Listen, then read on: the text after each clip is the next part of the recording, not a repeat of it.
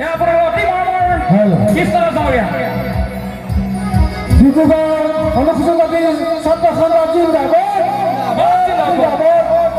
বৰবড়ো আঞ্চলিক অনুসূচিত জাতি ছাত্ৰ সন্থা জিন্দাবাদ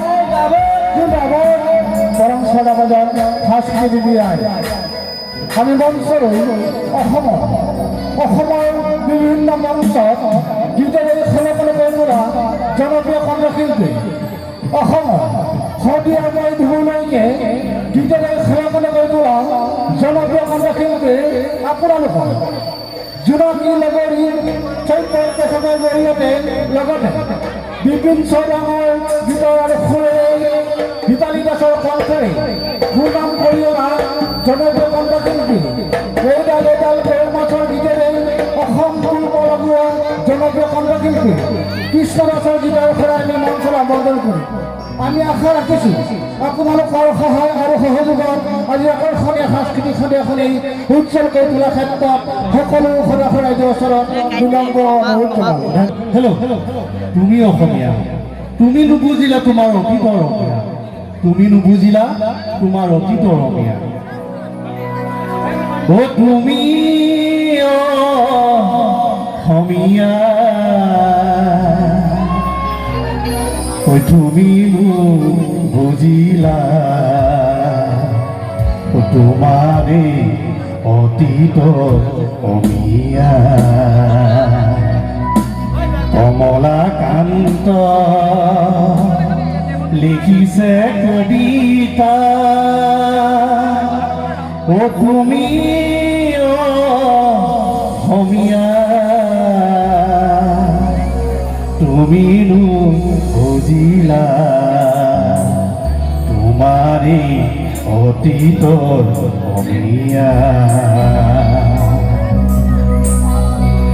শংকৰে খিছে নামৰ পথিয়া, অসমীয়া হ'ব বুলি দুখীয়া, পিছে দেখোন শংকৰৰ মহিমা আজি অসমীয়াই একো নুবুজা।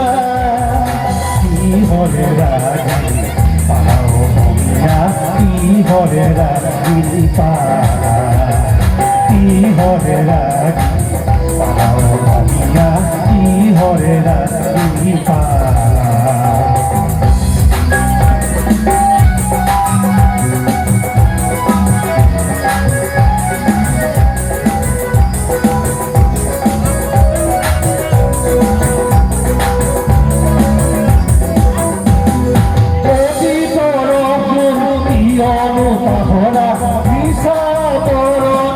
জাতীয় সজোৱা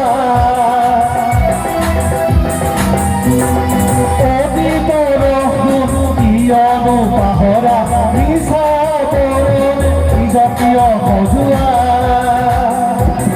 লক্ষ্মীনাথৰ ভাষা তুমি লিখিছা, হেমকুঠৰ শব্দকো নুবুজা, চেক্সপিয়াৰ চেলি বুলি চিঞৰা, সতীয়া নাট গীতৰ নুবুজা।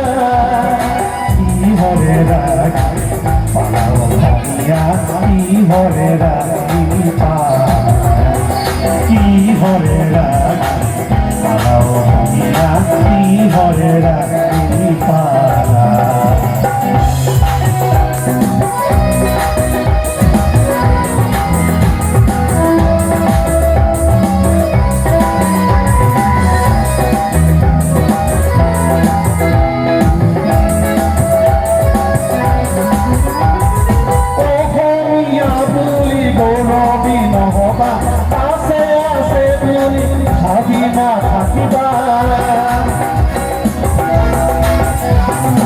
আজি যদি তুমি নিজকে নিচিনা পুৰণি পুৰুষ গৰিমা পাহৰা,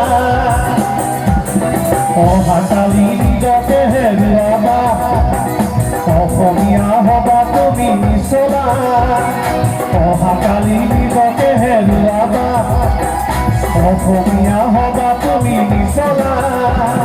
পুৰণি অসমীয়া, পুৰণি পুৰণি চলোৱা, পুৰণি অসমীয়া, পুৰণি পুৰণি চলোৱা। শংকৰে